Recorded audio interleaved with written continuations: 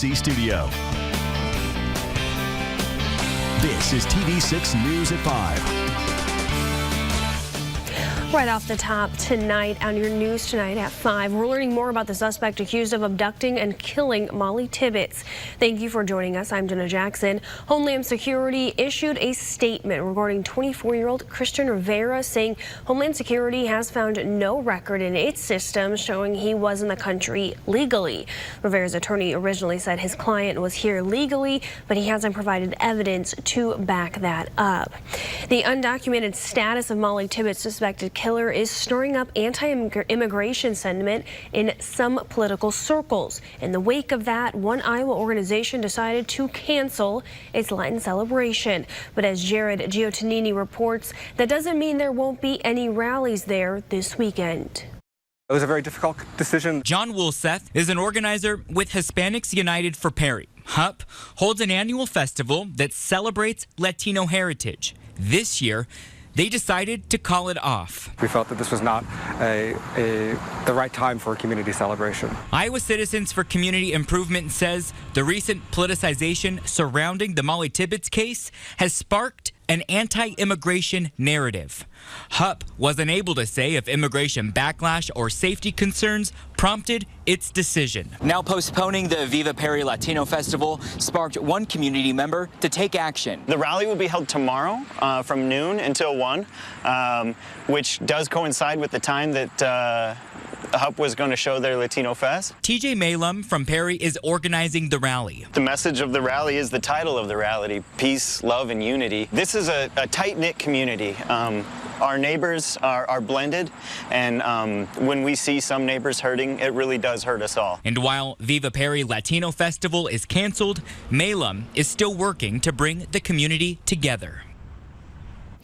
Organizers say the Peace, Love, and Unity rally is going to happen, rain or shine. And many have rallied around Tibbetts and her family, including the tight-knit world of the running community. All you have to do is search the hashtag Miles for Molly on either Facebook or Twitter, and hundreds of posts show up. Runners who are taking part are doing so to honor Tibbetts' life and to encourage runners, especially women, to not live in fear. Local runners in the Quad Cities say while they didn't know Tibbetts personally, they feel connected to her family. We all come together simply because we feel a part of it all. We're connected to Molly. Again, we may not know her personally, but you know, being an avid runner and the running community, you take this personal. It really hits home. There will be a run to honor Molly tomorrow. Miles for Molly will take place at Memorial Park in Bettendorf. It starts at 7 in the morning. And Iowa Governor Kim Reynolds reached out to the Tibbetts family following the news of Molly's death.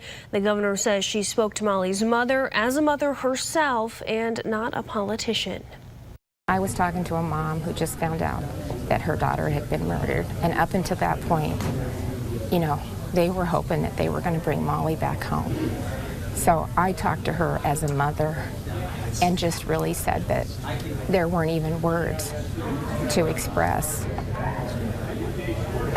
my sadness for her, you know. So that's all we talked about. I talked to her as a mom. The Tibbetts are not the only family grieving the loss of their young loved one. Jake Wilson's family is in a similar boat. Tonight, Forrest Sanders spoke with his father and grandfather. We're comforted in many ways that it has come at least to a conclusion. Jake Wilson's family opening up Friday as confirmation of the teen's death seems more likely. Though authorities have yet to announce the circumstances, loved ones are making do with limited information. It wasn't the conclusion we wanted.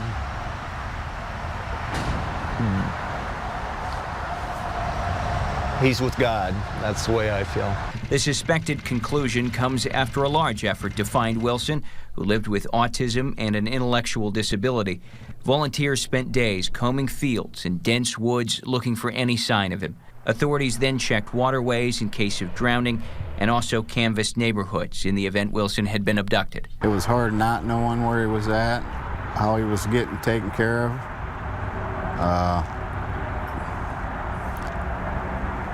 If anything bad was happening to him, he's up with God.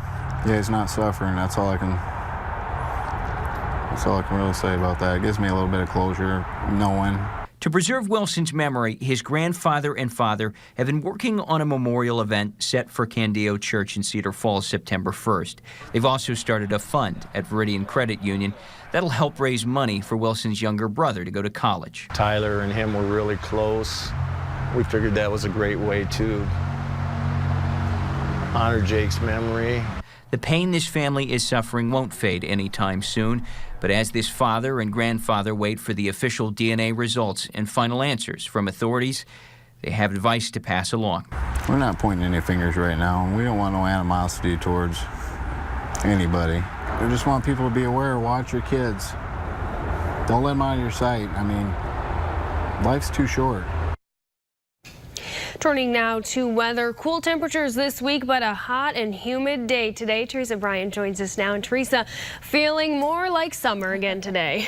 Yeah, even the Hawks enjoying some of the sunshine and the warmth out there on our live sky cam.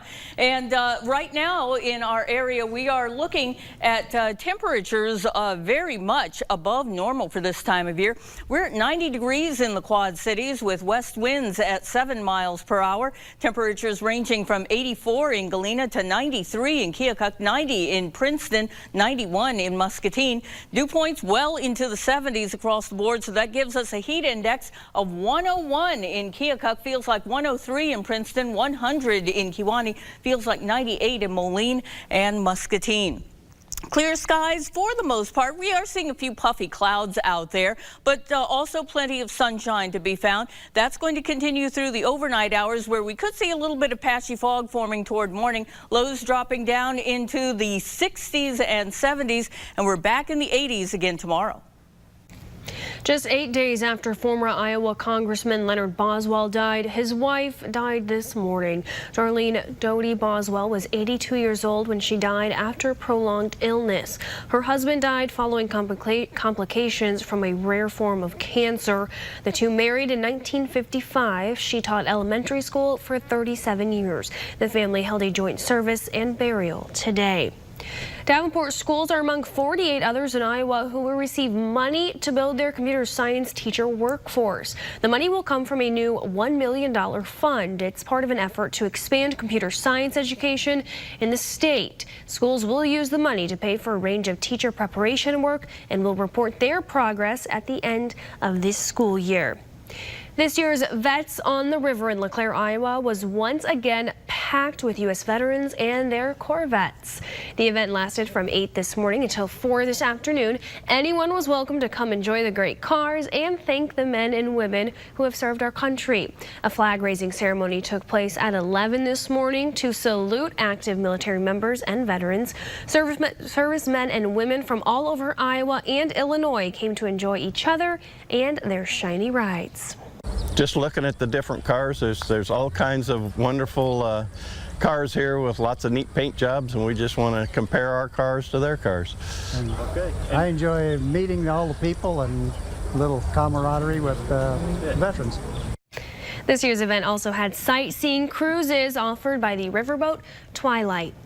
And golfers teed off for a cause at Byron Hills Golf Club in Port Byron today. Today's tournament raised money to raise awareness about multiple sclerosis. Organizers say over 80 people participated in the 4th annual Swinging for a Cure tournament. Organizer Joe Schulte says the cause hits close to home for him, and he hopes to help others deal with the disease. When it hits you hurt personally, and you can see the pain, not just with the struggles of the disease, but also learning more about it. I didn't know anything about it. Now I do, and now I know how I can help people. Organizers say their early estimates suggest they'll raise over $6,000 today. Part of the proceeds from the tournament go to the Upper Midwest chapter of the National Multiple Sclerosis Society. The rest will go to helping those with the disease locally. Still ahead tonight at 5, Alternating Currents is underway right now in downtown Davenport. We take you to those events, including Chalk Fest. And later, one is dead after a shooting at a football game in Florida. What we know right now.